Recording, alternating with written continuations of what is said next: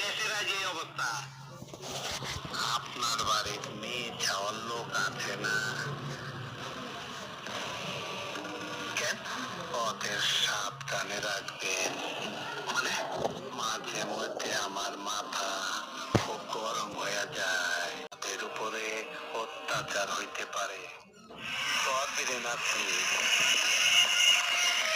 I জায়গা পাট খেতে। যে মুখটা আমি সঙ্গীত গাই সেই মুখে তুই আঘাত করে দিলি, তোর মুখে আমি মুইটা দিব।